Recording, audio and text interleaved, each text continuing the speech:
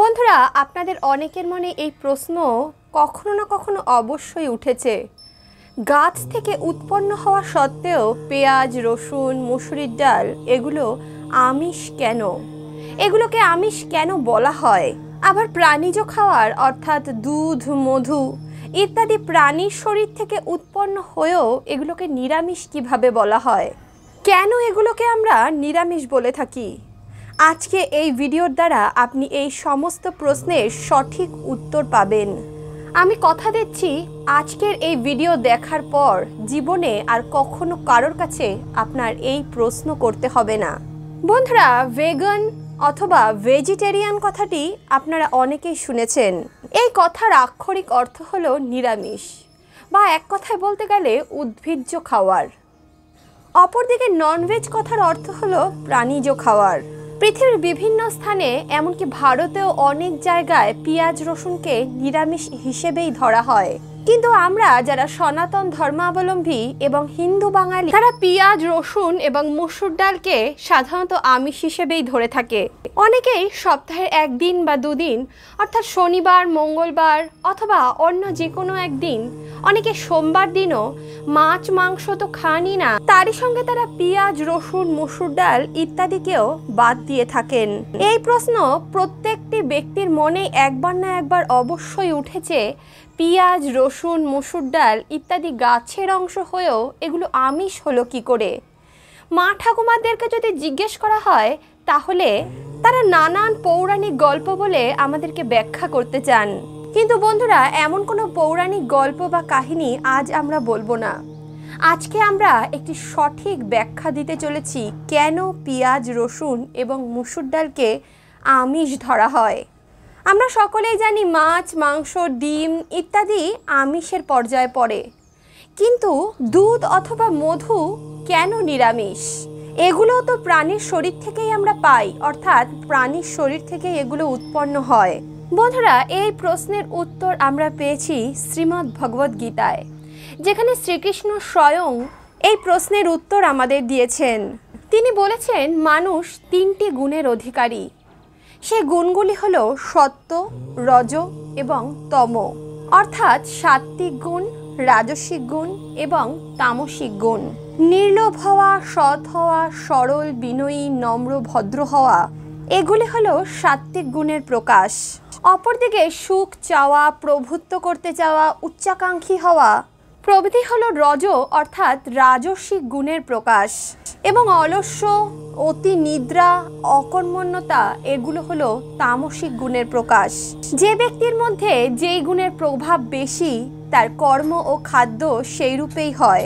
যেমন ধরুন, একজন রাজা যাকে যুদ্ধ বিগ্রহ সামলাতে হয়, শত্রুদের কাছ থেকে দেশ এবং দেশবাসীকে রক্ষা করতে হয়, দেশের মানুষদের নিয়ন্ত্রণে রাখার জন্য প্রভুত্ব বিস্তার করতে হয় এবং তাকে উচ্চাকাঙ্ক্ষীও হতে হয়। তাই স্বাভাবিকভাবেই তার মধ্যে রজ অর্থাৎ রাজসিক গুণের প্রভাব বেশি। তাই তার খাদ্যও হবে রাজকীয়, অর্থাৎ রাজসিক গুণ সম্পন্ন। এই কারণেই তিনি মাছ, মাংস, পেঁয়াজ, রসুন ইত্যাদি আহার হিসেবে গ্রহণ করবেন, আর এটাই তার দৈহিক প্রয়োজন। কিন্তু যিনি একজন নিরীহ ব্রাহ্মণ অথবা একজন সাধারণ শিক্ষক, যার কাজ হয়তো পুজো পাঠ করা, নয়তো শাস্ত্র আলোচনা করা অথবা গবেষণা করা, তার শরীরের জন্য রাজার ন্যায় তেজের প্রয়োজন হয় না। তার প্রয়োজন তার মন ও মস্তিষ্কের বিকাশের জন্য খাওয়ার। তাই তার খাদ্য হবে হালকা, সহজপাচ্য এবং তার মন ও মস্তিষ্কের জন্য উপযোগী। এই কারণেই দুধ, ফল, মূল, শাকসবজি ইত্যাদি হলো সাত্ত্বিক খাওয়ার, অর্থাৎ এই খাদ্যগুলি মানুষের মধ্যে সত্ত্বগুণকে বৃদ্ধি করে। অপরদিকে যারা তামসিক গুণ সম্পন্ন ব্যক্তি, যারা অতি নিদ্রায় নিজের জীবন কাটায় এবং জীবনে কোনো লক্ষ্য স্থির করতে পারে না, তাদের জন্যে না রাজার মতো তেজের প্রয়োজন, না একজন বুদ্ধিজীবীর মতো চিন্তা ভাবনার বিকাশের প্রয়োজন। তাই এমন ব্যক্তিদের খাদ্যের বিশেষ কোনো গুণাবলী নেই। অতিরিক্ত ঝাল হোক, বাসি হোক, পচা হোক, টক হোক, মিষ্টি হোক, যাই হোক না কেন তাদের কাছে কোনো কিছুতেই কোনো সমস্যা হয় না। এমন ব্যক্তিরা সব কিছুই অনায়াসে গ্রহণ করতে পারেন। আর এই আসল সত্যটাকেই আমরা বর্তমান যুগে পুরোপুরি গুলিয়ে ফেলেছি এবং আমিষ আর নিরামিষে খাদ্যকে ভাগ করে ফেলেছি। তবে বন্ধুরা, যে খাদ্যগুলোকে আমরা আমিষ হিসেবে গ্রহণ করি সেগুলো প্রকৃতপক্ষে কিন্তু আমিষ নয়, সেগুলো রাজসিক খাওয়ার।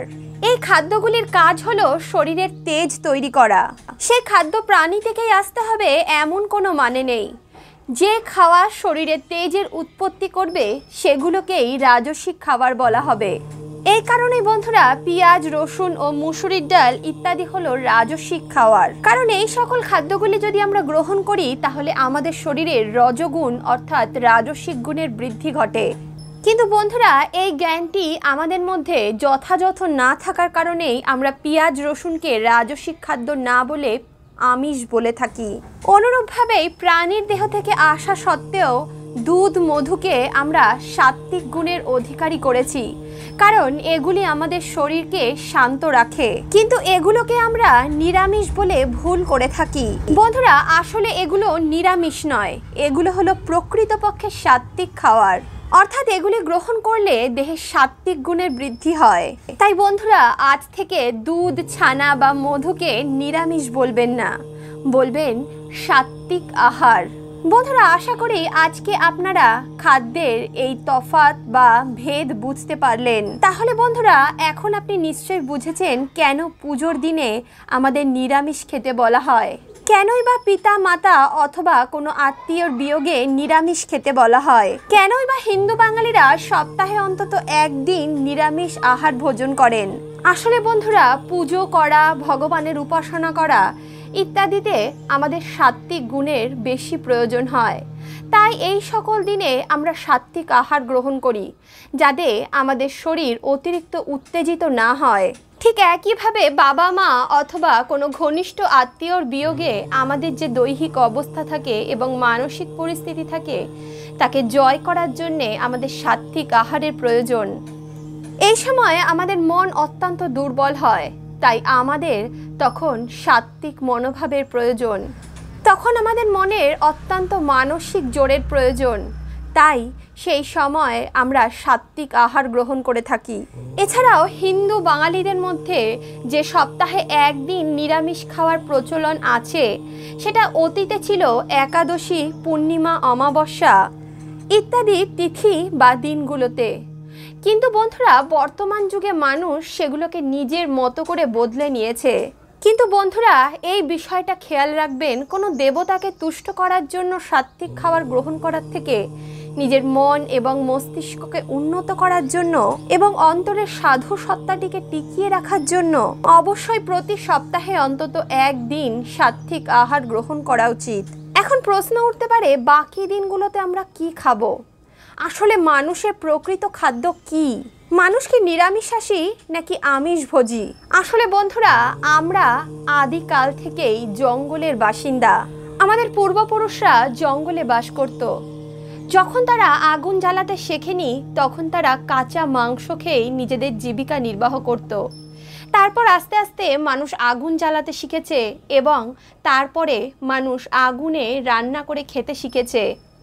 কিন্তু এত বছর, এত লক্ষ লক্ষ বছর পরেও আমাদের মধ্যেকার সেই পশুসুলভ সত্তা কিন্তু পুরোপুরি বিলুপ্ত হয়ে যায়নি।